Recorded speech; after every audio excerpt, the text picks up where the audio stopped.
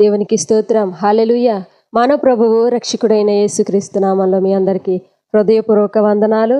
దేవునికి స్తోత్రం. హల్లెలూయా.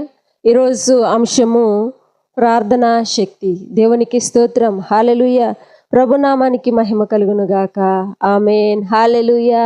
ప్రార్థనా శక్తి అనే అంశం గురించి 4 మాటలను మనము ధ్యానం చేసుకుందాం ప్రియులారా. ఈరోజు దేవాది దేవుని యొక్క శక్తిని మనము పొందుకోవాలి. ప్రార్థనలో ఉన్నటువంటి శక్తిని మనము ఏ రీతిగా పొందుకుంటాము అనే విషయాన్ని గురించి ఈరోజు పరిశుద్ధ లేఖనములో నుంచి మొట్టమొదటి మాటను మనము చూస్తే, స్తుతి ప్రార్థన ద్వారా మనము ప్రార్థనా శక్తిని పొందుకుంటాము. దేవునికి స్తోత్రం. హల్లెలూయా. మొట్టమొదటి మాట స్తుతి ప్రార్థన. యెహోషువ గ్రంథము 6వ అధ్యాయము 1 నుంచి 5 వచనాల వరకు మనము ధ్యానము చేస్తే, ఇక్కడ చూడండి ప్రియులారా, యెరికో పట్టణము గురించి ఇక్కడ వ్రాయబడి ఉన్నది. ఇశ్రాయేలీయులు యెరికో పట్టణాన్ని ఏ రీతిగా చుట్టుకొని ఉన్నారు, వారు యెరికో పట్టణాన్ని ఏ రీతిగా స్వాధీనపరుచుకొని ఉన్నారు అని మనము ఆలోచన చేస్తే, యెహోషువ గ్రంథము 6వ అధ్యాయములో ఈ ఇశ్రాయేలీలు ఎప్పుడైతే యెరికో పట్టణాన్ని ఆవరించి ఉన్నారు, యెరికో పట్టణానికి మరి వారు వస్తూ ఉన్నారు అని వారికి తెలియగానే యెరికో పట్టణ ప్రజలు మహా భయభీతులై, వారు ఇశ్రాయేలీల దేవుడు నిజమైన దేవుడని ముందుగానే ఎరిగి ఉన్నారు కనుక వారి గుండెలల్లో భయం అనేది పుడుతూ ఉన్నట్లుగా మనము చూస్తూ ఉన్నాము. 1వ వచనాన్ని మనము చూస్తే, ఆ కాలమున ఇశ్రాయేలీల భయము చేత ఎవడును వెలుపలికి పోకుండాను లోపలికి రాకుండాను యెరికో పట్టణ ద్వారము గట్టిగా మూసివేయబడెను. హల్లెలూయా. దేవునికి స్తోత్రం. హల్లెలూయా. ఈ యొక్క ఇశ్రాయేలీల జనాంగము యెరికో పట్టణాన్ని స్వాధీనపరుచుకుంటారని మరి యెరికో పట్టణ ప్రజలు ఏమి చేస్తూ ఉన్నారంటే, ఆ గోడను పటిష్టం చేశారు. ఆ ద్వారాలను ఇంకా గట్టిగా వారు గొలుసులతోనూ ఇంకా వారి దగ్గర ఉన్నటువంటి సైన్య సమూహములతో ఇంకా భద్రముగా వాటిని ఇంకా గట్టిగా చేసి ఉన్నట్లుగా మనము చూస్తూ ఉన్నాం ప్రియులారా. దేవునికి స్తోత్రం. హల్లెలూయా.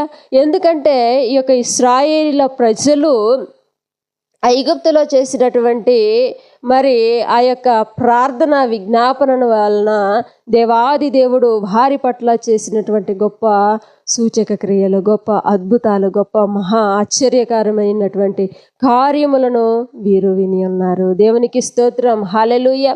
వారి పట్ల దేవుడు ఐగుప్తు దేశంలో నుండి 10 తెగుల ద్వారా దేవుడు ఏ రీతిగా విడిపించినది, మేఘస్తంభముగా అగ్నిస్తంభముగా ఉండి మరి ఆ యొక్క ఇశ్రాయేలీల ప్రజలను ఏ రీతిగా దేవాది దేవుడు నడిపించి ఉన్నారో, ఎర్ర సముద్రమును ఆరిన నేలను నడిచినట్లుగా మరి ఏ రీతిగా వారు నడిచి ఉన్నారో చూడండి.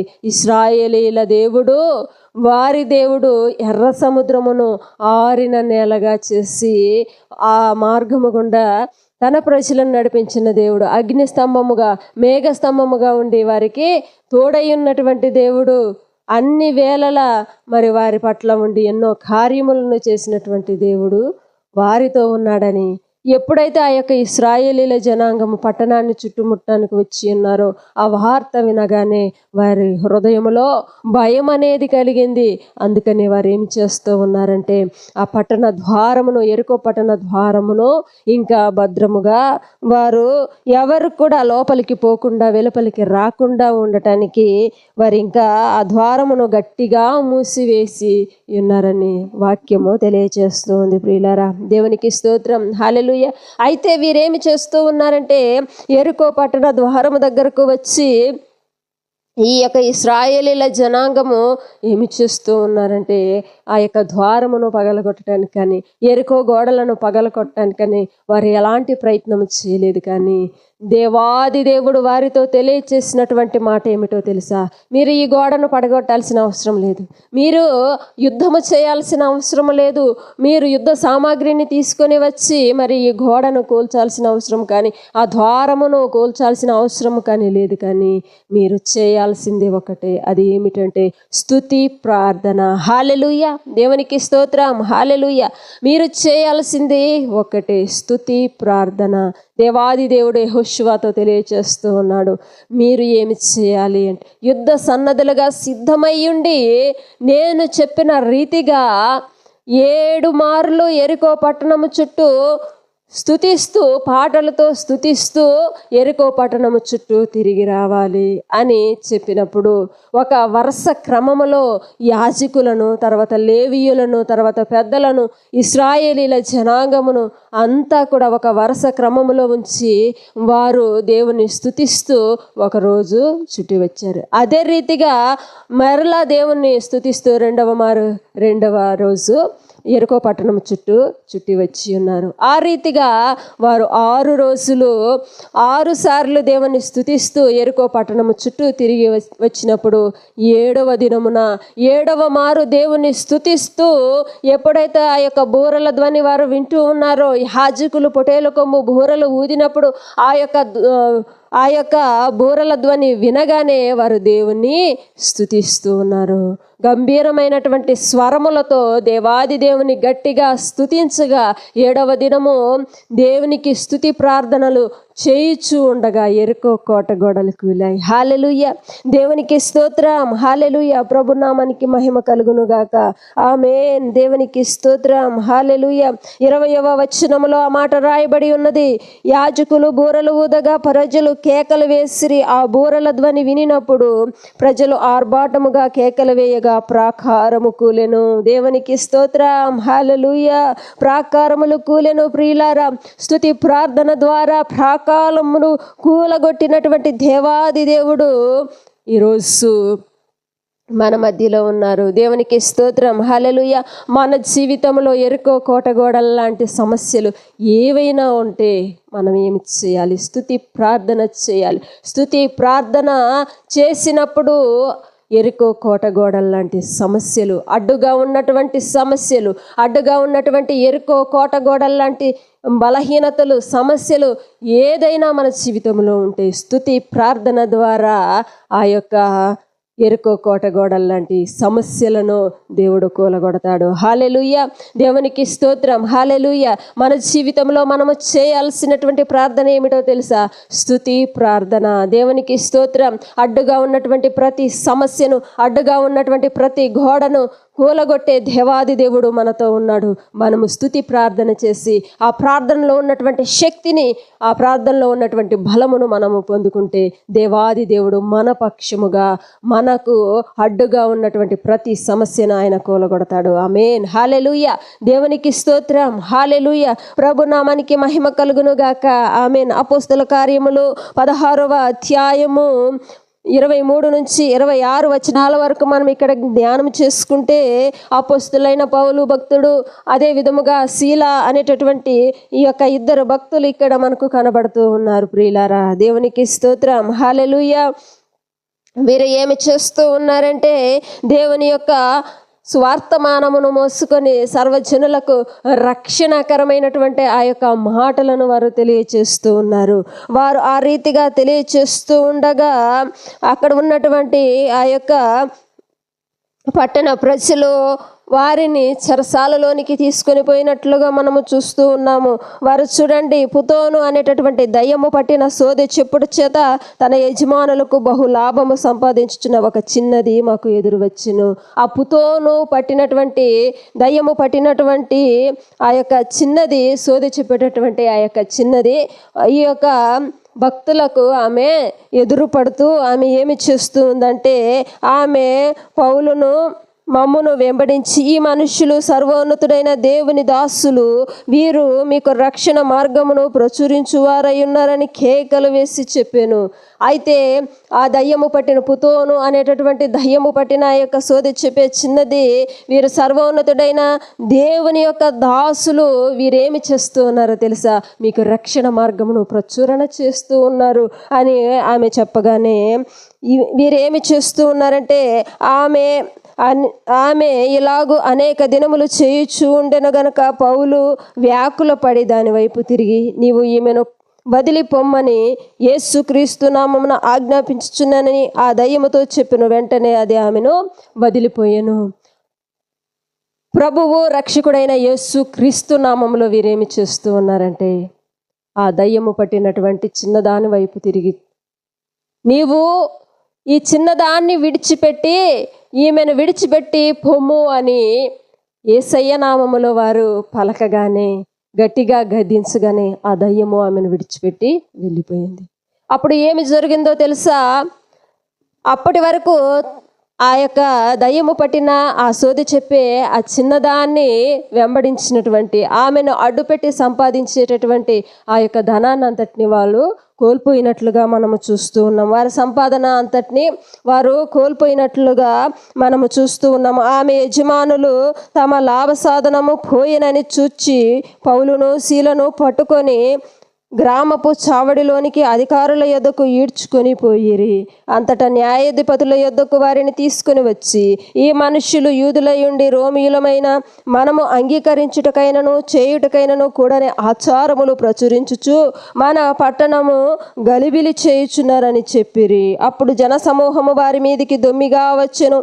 న్యాయాధిపతులను వారి వస్త్రములు లాగివేసి వారిని బెత్తములతో కొట్టవలెనని ఆజ్ఞాపించిరి. చూడండి ప్రియులారా, దేవుని యొక్క రక్షణ మార్గమును ప్రచురణ చేసేటటువంటి యొక్క పౌలును శీలను వారు ఏమి చేస్తూ ఉన్నారంటే, వారి లాభ సాధనమును వారు కోల్పోయి ఉన్నారని చెప్పి వారిని చెరసాలలోనికి తీసుకొని వెళ్ళి ఉన్నారు, వారిని బంధించి ఉన్నారు ప్రియులారా. అయితే చాలా దెబ్బలు కొట్టి ఆ చెరసాలలో వేసినటువంటి ఈ యొక్క పౌలు శీల ఏమి చేస్తూ ఉన్నారంటే, ఆ చెరసాలలో ఉండి మధ్యరాత్రి సమయమున వారు ఏమి చేస్తూ ఉన్నారు? చాలా గాయముల చేత ఉన్నారు, బలహీనమైనటువంటి స్థితిలో ఉన్నారు, దుఃఖముతో ఉన్నారు. అయినను కానీ మధ్యరాత్రి సమయమున అంత నిశ్శబ్దంగా ఉండేటటువంటి ఆ యొక్క సమయంలో వారు లేచి సర్వోన్నతమైనటువంటి దేవాది దేవునికి స్తుతి పాటలు పాడొచ్చు ప్రార్థిస్తూ ఉన్నారు ప్రియులారా. దేవునికి స్తోత్రం, హల్లెలూయా. వారు పాటలు పాడుచూ ఉండగా, వారు దేవుని నామాన్ని స్తుతిస్తూ ఉండగా పక్క ఖైదీలందరూ కూడా మరి ఆ యొక్క శబ్దమును, ఆ యొక్క స్థుతిని వారు వింటూ ఉన్నారు. వారు పాడుచున్నటువంటి ఆ యొక్క స్థుతి పాటలను వారు వింటూ ఉన్నారు ప్రియులారా. దేవునికి స్తోత్రం, హల్లెలూయా. వారి యొక్క బలహీనతల్లో వారు దేవుని స్తుతిస్తూ ఉన్నారు. వారి యొక్క శోధనలో, వారి యొక్క నిందల్లో, వారి యొక్క బంధకాలలో వారు దేవాది దేవుని స్తుతి ప్రార్థన చేయించు ఉండగా అకస్మాత్తుగా భూకంపము కలిగెను. దేవునికి స్తోత్రం, హల్లెలూయా. వారు ఉన్నటువంటి చెరసాల పునాదులు అదిరెను. దేవునికి స్తోత్రం, హల్లెలూయా. వారి సంఖ్యలు తెగిపడిపోయాయి, వారి బంధకములు ఊడిపోయాయి ప్రియులారా. దేవునికి స్తోత్రం, హల్లెలూయా. ప్రభునామానికి మహిమ కలుగును గాక, ఆమేన్. ఎంత గొప్ప అద్భుతము! స్తుతి ప్రార్థనలో ఉన్నటువంటి గొప్ప మహాశక్తిని వారు పొందుకున్నారు. దేవునికి స్తోత్రం, హల్లెలూయా.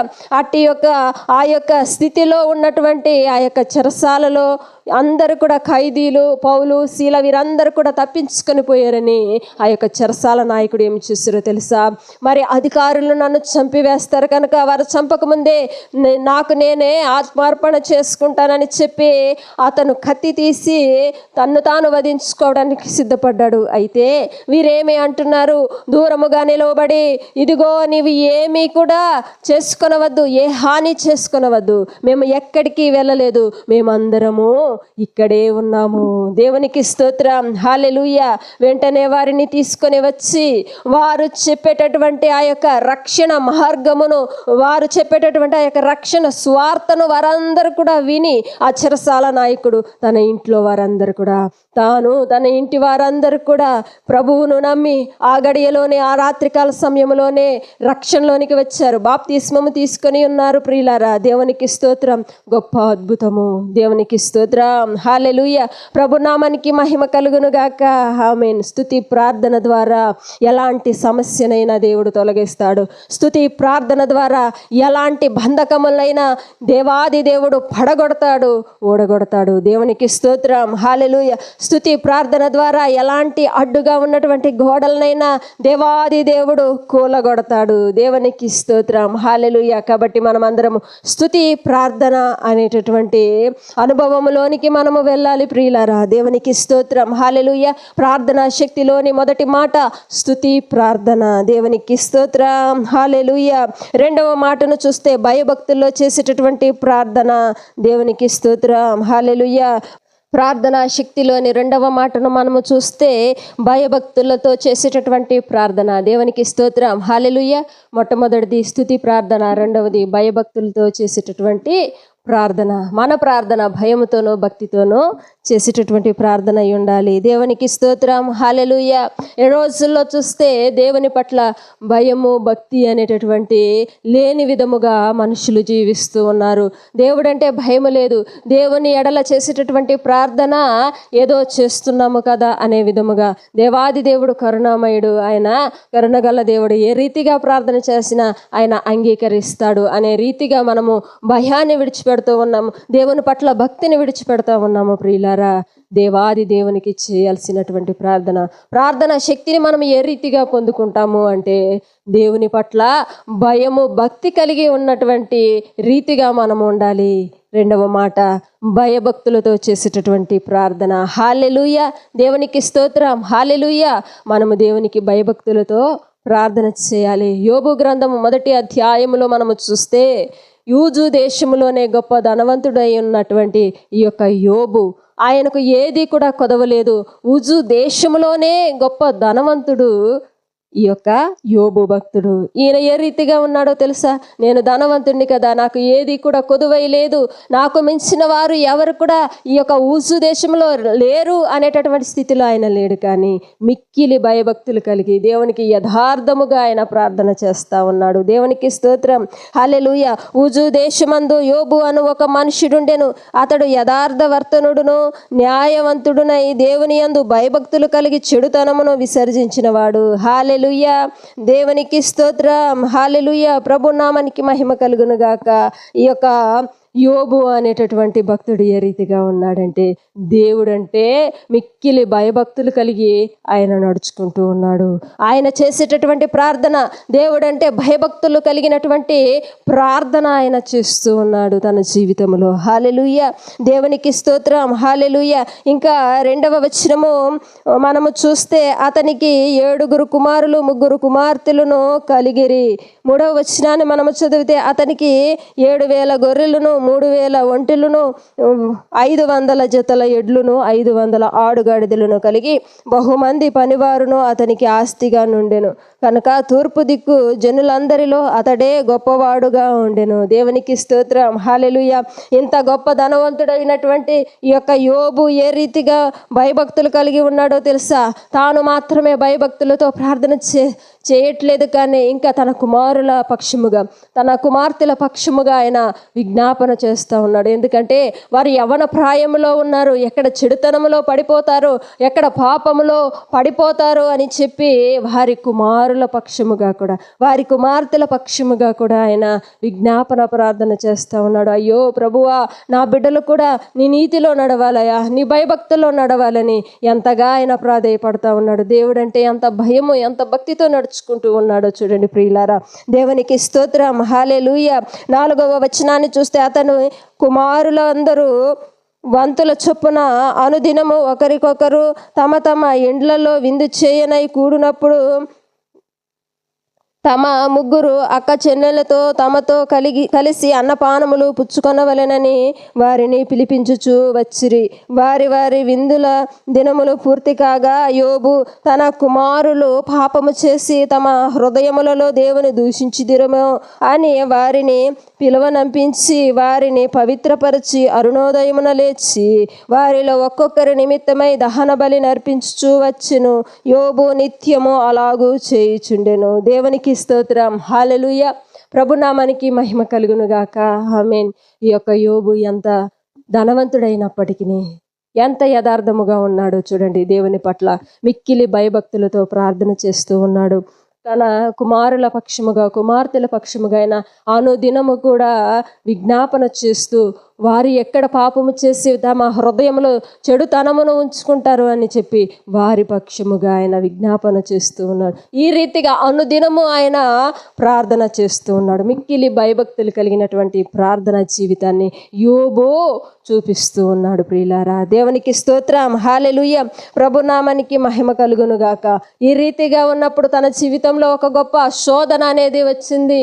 అన్ని విషయములో ఈయన సంపన్నుడై ఉన్నాడు, అన్ని విషయములో సమృద్ధి కలిగి ఉన్నాడు కనుక ఈ రీతిగా ఆయన నిన్ను ఆరాధిస్తూ ఉన్నాడని సాతాను దేవుని దగ్గరకు వెళ్ళి ఆమె ఛాలెంజ్ చేసినట్లుగా మనము చూస్తూ ఉన్నాము. ఆ సాతానుడు అంటా ఉన్నాడు, నీవు అన్ని ఇచ్చావు, సమృద్ధిగా కలిగినటువంటి ఆ యొక్క యోబు నిన్ను స్తుతిస్తూ ఉన్నాడు, ఏమీ లేనటువంటి స్థితిలో ఉంటే నిన్ను దూషిస్తాడు కదా అని చెప్పినప్పుడు, నీకు సర్వాధికారమును ఆయన మీద ఇస్తున్నాను కానీ తన ప్రాణమునకు హాని చెయ్య నీకు నేను ఆజ్ఞాపించట్లేదు, తన ప్రాణానికి ఏ హాని కూడా కలగటానికి వీల్లేదు, ఇంకా ఏం చేసుకుంటావో నీవే చేసుకోనుము అని చెప్పి తనకు ఆజ్ఞాపించగానే ఆ యొక్క మరి సాతానుడు యోబు దగ్గరకు వచ్చి ఏమి చేస్తూ ఉన్నాడంటే తనకు కలిగిన సమస్తాన్ని నాశనం చేసేసాడు.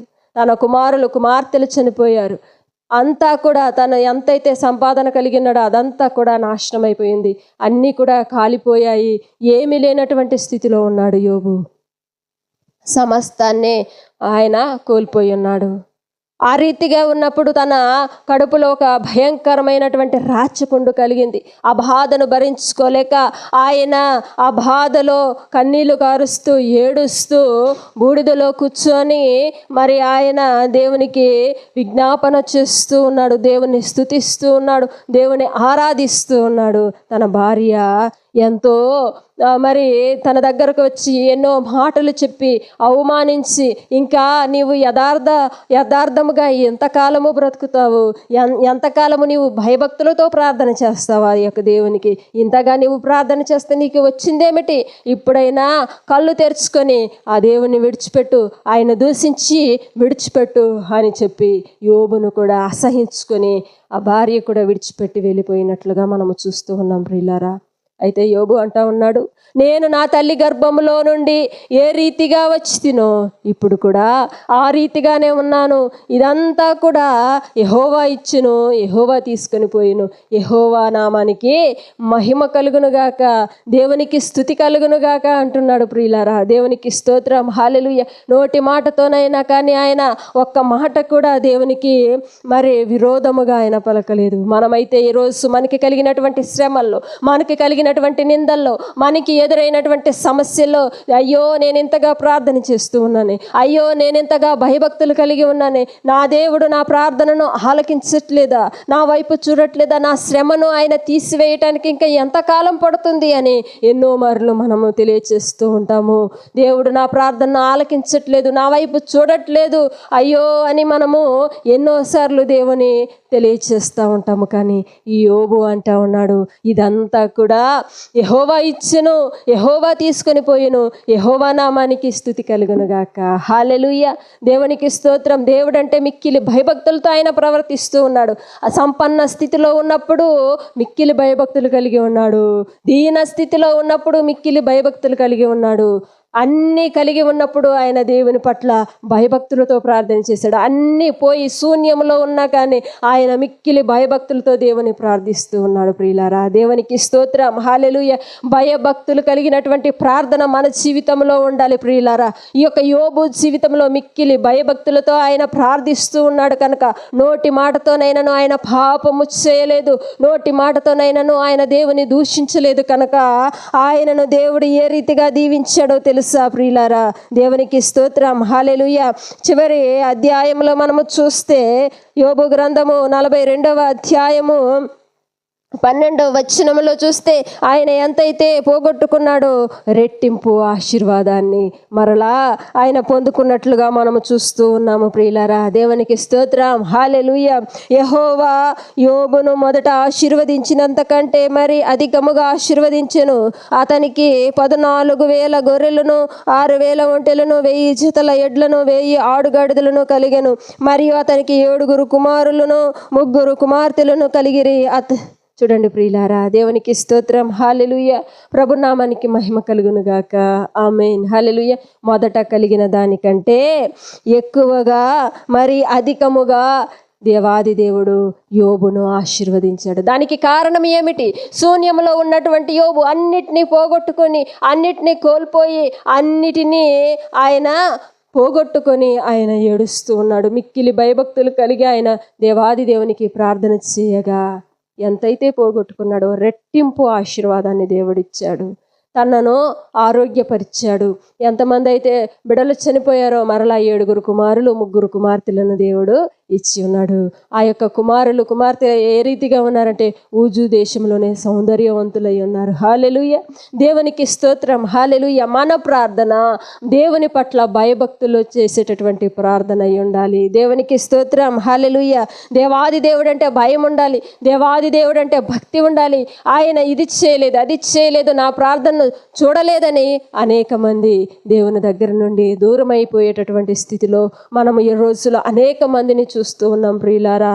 కానీ దేవుడు ఏది చేసినా కానీ ఉన్నా లేకున్నా ఎలాంటి స్థితిలో ఉన్నా నీవు పరీక్ష కాలంలో ఉన్నప్పటికీ శూన్యంలో ఉన్నప్పటికీ శోధించబడుతున్నప్పటికీ దేవుని పట్ల మిక్కిలి భయభక్తులు కలిగినటువంటి ప్రార్థన జీవితాన్ని నీవు అనుసరించి ప్రతి దినము దాని ప్రకారముగా మిక్కిలి భయభక్తులతో నీవు ప్రార్థన చేస్తే దేవాది దేవుడు నిన్ను అధికముగా దీవిస్తాడు. హల్లెలూయా, దేవునికి స్తోత్రం. హల్లెలూయా. ప్రార్థన శక్తిలోని మొదటి మాటను మనము చూసాము, స్తుతి ప్రార్థన. రెండవ మాట భయభక్తులతో చేసేటటువంటి ప్రార్థన. హల్లెలూయా, దేవునికి స్తోత్రం. మూడవ మాటను కూడా మనము చూస్తే సమర్పణ కలిగినటువంటి ప్రార్థన. ప్రార్థనా శక్తిని మనము పొందుకోవాలంటే మొట్టమొదటిది స్తుతి ప్రార్థన ద్వారా ప్రార్థన శక్తిని పొందుకుంటాం. రెండవది భయభక్తులతో దేవుని ప్రార్థించుట ద్వారా ఆ యొక్క ప్రార్థనా శక్తిని మనము పొందుకుంటాము. మూడవది సమర్పణ కలిగినటువంటి ప్రార్థన ద్వారా మనము ప్రార్థన శక్తిని పొందుకుంటాము. హల్లెలూయా, దేవునికి స్తోత్రం. హల్లెలూయా. దానియేలు గ్రంథము 6వ అధ్యాయము 16 నుంచి 21 వచనాల వరకు మనము చూస్తే ఇక్కడ నెబుకద్నెజరు రాజు బంగారు ప్రతిమను చేయించి మరి 3వ అధ్యాయము 17వ వచనములో మనము చూస్తూ ఉన్నాము. నెబుకద్నెజరు రాజు ఏమి చేస్తూ ఉన్నాడు అంటే బంగారు ప్రతిమను చేయించి ఆ బంగారు ప్రతిమకు ఎవరైతే మొక్కరో వారిని మరి మండుచున్న వేడిమి గల అగ్నిగుండములో పడవేస్తానని ఒక శాసనాన్ని ఆయన వ్రాయించినట్లుగా మనము చూస్తూ ఉన్నాం. వారందరూ కూడా మరి ఆ యొక్క బంగారు ప్రతిమకు సాగిలపడినప్పుడు ప్రజలందరూ చూస్తుండగా ఈ షడ్రకు మేషకు అబేద్నెగో అనేటటువంటి 3 భక్తిపరులు మాత్రము నిలువబడి ఉన్నారు. ఆ బంగారు ప్రతిమకు ఏమాత్రము సాగిలపడలేదు ప్రియులారా. దేవునికి స్తోత్రం. రాజుకు మిక్కిలి కోపము పుట్టింది. ఆయన మహా ఉగ్రుడై వారిని చూసినప్పుడు ఆయన ఎంతో కోపముతో రగిలిపోతూ ఉన్నాడు. ఎందుకు మీరు ఆ బంగారు ప్రతిమకు సాగిలపడలేదు, నమస్కారం చేయలేదంటే వారు అంటా ఉన్నారు, నా దేవుడు నాతో చెప్పినటువంటి మాటల్లో మొదటి ఆజ్ఞ, 10 ఆజ్ఞలను దేవుడు మనకు వ్రాయించి ఇచ్చారు కదా. మొదటి ఆజ్ఞ, నీ దేవుడైన యెహోవాను తప్ప నీవు వేరే దేవుని ఆరాధించకూడదు, వారికి సాగిలపడకూడదు, వాటిని పూజించకూడదు అని ఉంది కదా. అందుకే మేము మా దేవుని తప్ప మా సృష్టికర్తను తప్ప మేము ఎవరిని కూడా ఆరాధించము, వేటికి కూడా మేము మొక్కము, సాగిలపడము. నీవు ఆ వేడిమి గల మండుచున్న అగ్నిగుండములో మమ్మల్ని పడవేసినప్పటికీ మేము చనిపోవటానికి కూడా మేము సిద్ధముగా ఉన్నాము. కానీ మా దేవుడు ఆ వేడిమి గల మండుచున్న అగ్నిగుండములో నుండి మమ్మల్ని తప్పించే సమర్థుడని మాకు తెలుసు. ఓ రాజా, ఒకవేళ ఆ వేడిమి గల మండుచున్న అగ్నిగుండములో నుండి మా దేవుడు మమ్మల్ని తప్పించకపోయినా కానీ మేము మరణించడానికి సిద్ధపడతాము, కానీ ఆ రీతిగా మేము మరణిస్తాము. కానీ నీవు నిలవబెట్టించిన బంగారు ప్రతిమకు మాత్రం మేము మొక్కము, నమస్కారం చేయము, పూజింపము అని వారు ధైర్యముగా తెలియచేస్తూ ఉన్నారు ప్రియులారా. ఆ ధైర్యం ఎక్కడి నుంచి వచ్చింది అంటే వారి జీవితంలో దేవునికి వారు సమర్పణ కలిగినటువంటి ప్రార్థన జీవితంలో ఉన్నారు. హల్లెలూయా, దేవునికి స్తోత్రం. మరణమే ఎదురైన ఎలాంటి పరిస్థితుల్లో వారు ఉన్నా కానీ, మరణ బంధకాలు చుట్టుముట్టినా కానీ, మరణము వారిని ఆవరించినా కానీ వారు దేవునికి సమర్పణ కలిగినటువంటి ప్రార్థనతో వారు ఉన్నారు. వారి సమర్పణ ఒకటే, మేము బ్రతికితే దేవుని కొరకే బ్రతకాలి, చనిపోతే దేవుని కొరకే చనిపోవాలి. హల్లెలూయా, దేవునికి స్తోత్రం. హల్లెలూయా. ఈ రోజుల్లో మనము చూస్తే సమర్పణ లేనటువంటి జీవితాల్లో అనేక మంది ఉన్నారు. రోగాల కోసం దేవుని నమ్మేటటువంటి వారు ఉన్నారు ప్రియులారా. స్వస్థత స్వస్థతలు, అద్భుతాలు జరగాలని, గొప్ప విడుదలలు తమ జీవితంలో కావాలని దేవుని చెంతకు వచ్చేవారు ఉన్నారు. అవంతా కూడా కలిగినప్పుడు, ఆరోగ్యము వచ్చినప్పుడు, విడుదల వచ్చినప్పుడు, వారి సమస్యలు తొలగిపోయినప్పుడు దేవుడిని విడిచిపెట్టేటటువంటి వారు అనేక మంది ఈ రోజుల్లో మనకు కనిపిస్తూ ఉన్నారు. క్రైస్తవ జనాంగమా, అయితే ఈ యొక్క షడ్రాకు, మేషకు, అబేద్నెగో ఏ రీతిగా ఉన్నారో తెలుసా? సమర్పణ కలిగినటువంటి ప్రార్థనా జీవితంలో ఉన్నారు. హల్లెలూయా, దేవునికి స్తోత్రం. హల్లెలూయా. ఆ యొక్క ప్రార్థనా శక్తిని మనం ఏ రీతిగా పొందుకుంటాము అని ఆలోచన చేస్తే, షడ్రాకు, మేషకు, అబేద్నెగో కలిగినటువంటి సమర్పణ ప్రార్థన మన జీవితంలో కలిగి ఉండాలి. రాజు ఆ మాట వినగానే మహా ఉగ్రుడై అగ్నిగుండమును 7 అంతలుగా పెంచి, మహాబంట్రోతులు గొప్ప బలశాలులైనటువంటి వారిని పిలిచి ఆ 3 భక్తులను అగ్నిగుండములో త్రోయించి ఉన్నాడు.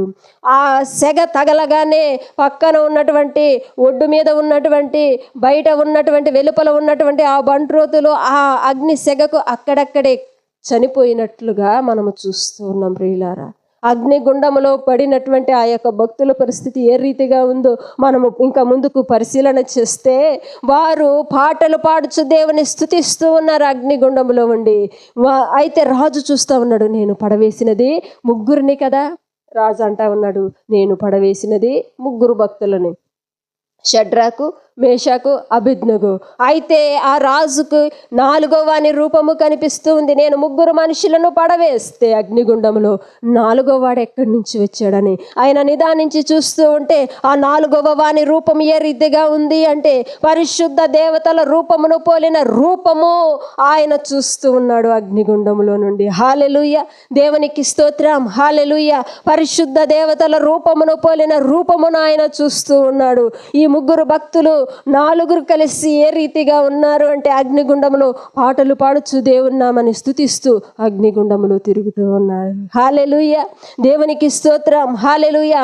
రాజు వారిని బయటికి రమ్మని పిలవగానే ఆ యొక్క 3 భక్తులు బయటికి అగ్నిగుండముల నుండి బయటికి వచ్చారు. వారిని టెస్ట్ చేయగా ఏమాత్రము కూడా వారు కాలిపోలేదు. అగ్నిగుండాన్ని 7 అంతలు చేసినప్పటికీ వారికి నిప్పు సెగ కూడా తగలేదు. ప్రియులారా, హల్లెలూయా, దేవునికి స్తోత్రం. హల్లెలూయా. మరణ బంధకాల్లో వారు చుట్టబడి ఉన్నారు. మరణము వారి మీదకి పొర్లి ఉన్నప్పటికీ దేవుడు వారిని తప్పించాడు. కారణం ఏమిటో తెలుసా? వారు కలిగినటువంటి సమర్పణ కలిగినటువంటి ప్రార్థన. హల్లెలూయా.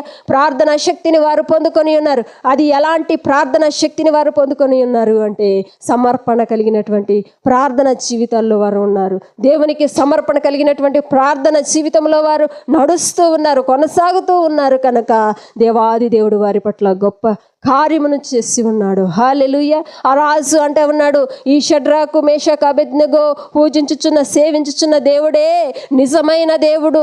ఆ దేవునికి తప్ప ఎవరికి కూడా పూజలు చేయాల్సిన అవసరం లేదు, నమస్కరింపాల్సిన అవసరం లేదు. ఎవరైతే వేరే విగ్రహాలకు పూజలు చేస్తారో వారందరినీ తీసుకొని వచ్చి అగ్నిగుండంలో కాల్చేస్తానని చెప్పాడు. హల్లెలూయా, దేవునికి స్తోత్రం. హల్లెలూయా. వీరి దేవుడే, వీరు సేవించుచున్నటువంటి దేవుడే, వీరు పూజించుచున్నటువంటి దేవుడే నిజమైన దేవుడని రాజు తెలియచేస్తా ఉన్నాడు. ప్రియులారా, హల్లెలూయా, దేవునికి స్తోత్రం. దానియేలు భక్తుని చూస్తే సింహాల బోనులో దానియేలు భక్తుని వేసి ఉన్నారు. 7వ అధ్యాయం 6వ అధ్యాయం 16 నుంచి 21 వచనము చూస్తే, ఇక్కడ దానియేలు చేయుచున్నటువంటి ఆ యొక్క ప్రార్థనను ఆటంకపరిచేటటువంటి వారు దానియేలు చుట్టూ ఉన్నారు. రాజుకు వారు తెలియకుండా ఎలాంటి శాసనాన్ని వ్రాయించి ఉన్నారో తెలుసా? ఎవరు కూడా తమ తమ దేవతలకు నమస్కరింపొద్దు, పూజలు చేయటానికి వీలు లేదని ఒక శాసనాన్ని వ్రాయించినప్పుడు దానియేలు మాత్రము దేవుని ఆరాధించుట విడిచిపెట్టలేదు.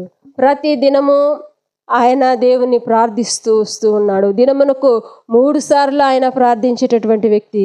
ముమ్మారు తన మేడగదిలోనికి వెళ్ళి కిటికీ తలుపులు యెరూషలేము తట్టు తెరవబడి ఉండగా ఆయన మోకాళ్ళ మీద ఉండి మోకాల ప్రార్థన చేస్తూ ఉన్నాడు. దేవాది దేవునికి సమర్పణ కలిగినటువంటి జీవితాలు ప్రియులారా. అలాగూ ప్రార్థన చేస్తే మరణము ఆయన్ను ఆవరిస్తూ ఉంది. ఆయన మరణానికి అప్పగించబడతాడని తెలిసి కూడా, అట్టి శాసనము రాయబడి ఉన్నదని తెలిసి కూడా ఆ యొక్క దానియేలు భక్తుడు ఏం చేస్తూ ఉన్నాడో తెలుసా? తన దేవుని స్తుతించటం మానలేదు, తన దేవుని ఆరాధించటం మానలేదు. ఆ రీతిగా ఆయన ప్రార్థన చేయించు ఉండగా ఆయనను పట్టుకొని రాజు సముఖంలోనికి తీసుకుని వచ్చి ఆయనకు శిక్షను విధింప చేస్తారు. ఆ శిక్ష ఏమిటి అంటే సింహాల బోనులో దానియేలును పడద్రోయాలనేటటువంటి ఆ యొక్క శిక్షను అమలు చేసి సింహాల బోనులో దానియేలును పడవేసినప్పుడు దానియేలు ఏమి చేస్తా ఉన్నాడు అంటే సింహాల బోనులోనికి సంతోషముగా వెళ్ళి ఉన్నాడు. హల్లెలూయా, దేవునికి స్తోత్రం. ఎందుకంటే తను కలిగినటువంటి ప్రార్థన సమర్పణ కలిగినటువంటి ప్రార్థన. నేను బ్రతికినను దేవుని కొరకే, చనిపోయినను దేవుని కొరకే. హల్లెలూయా, దేవునికి స్తోత్రం. సింహాల బోనులో పడద్రోయబడినటువంటి దానియేలు జీవితమును మనము చూస్తే ఆ సమయంలో దానియేలు ఏమి చేస్తూ ఉన్నాడంటే మిక్కిలి భయభక్తులు కలిగి దేవుని స్తుతిస్తూ ఉన్నాడు, ఆరాధిస్తూ ఉన్నాడు.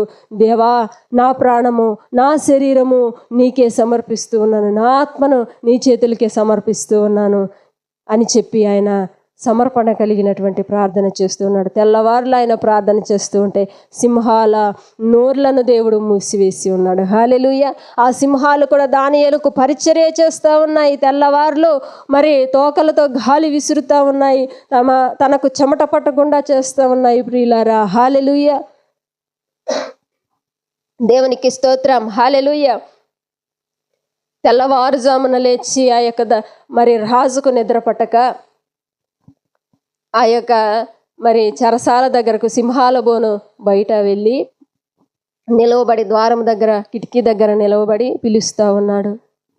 దానియేలు, చిరకాలము నీవు సేవించుచున్న నీ యొక్క దేవుడు నిన్ను రక్షింపచేసినా అని చెప్పినప్పుడు, నిన్ను జీవింపచేసినా అని అడిగినప్పుడు దానియేలు లోపల ఉండి తెలియచేస్తా ఉన్నాడు, రాజు చిరంజీవి అగునుగాక. హల్లెలూయా.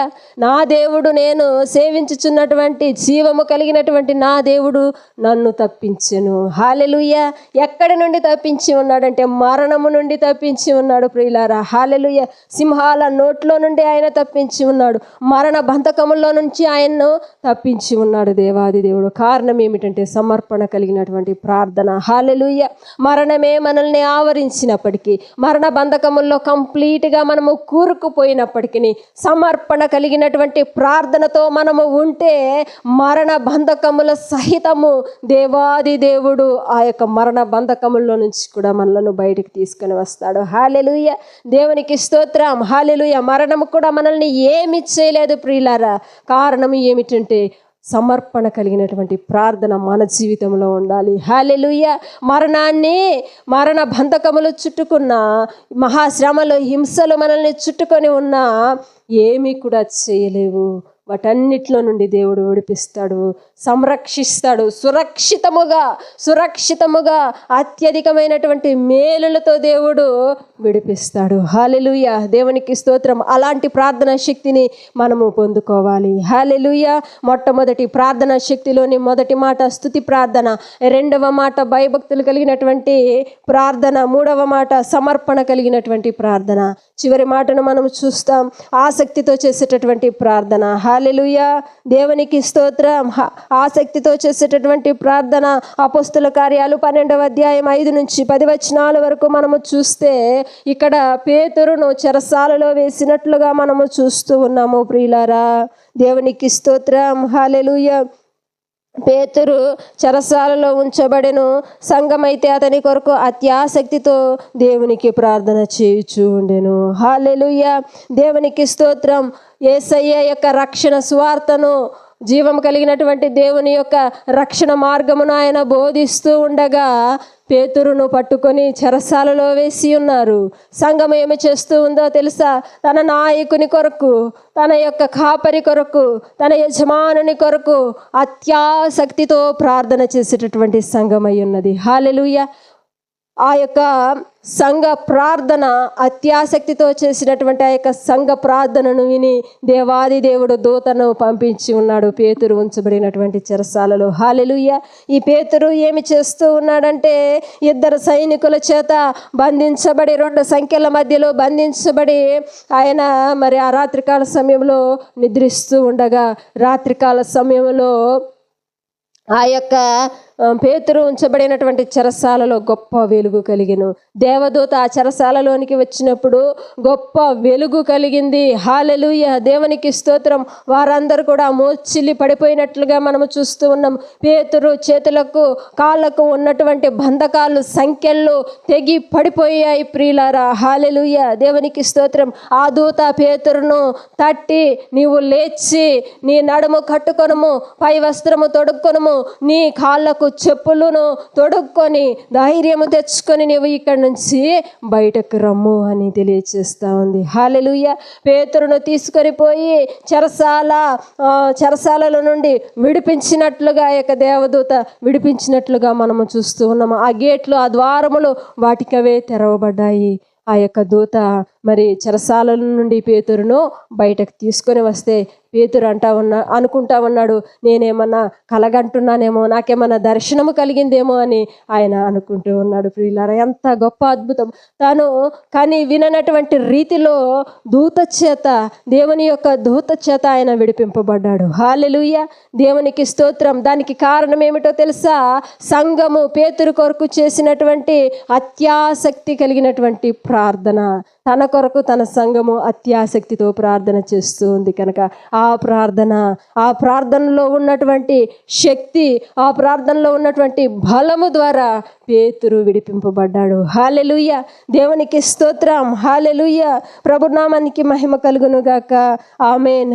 అయితే ఆ యొక్క సంఘము ప్రార్థన చేస్తూ ఉండగా పేతురు ఆ యొక్క సంఘ ప్రార్థన ఎక్కడైతే జరుగుతూ ఉందో ఆ గృహము దగ్గరకు వచ్చి తలుపు దగ్గర నిలవబడి తలుపు తడుతూ ఉన్నాడు.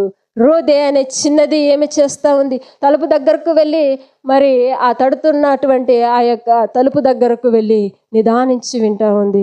ఆ స్వరము వినగానే పేతురు స్వరము. హల్లెలూయా, దేవునికి స్తోత్రం. ఆ చిన్నది పరుగున వచ్చి సంఘము దగ్గరకు వచ్చి ప్రార్థించుచున్నటువంటి ఆ యొక్క సంఘము దగ్గరకు వచ్చి తెలియచేస్తూ ఉంది.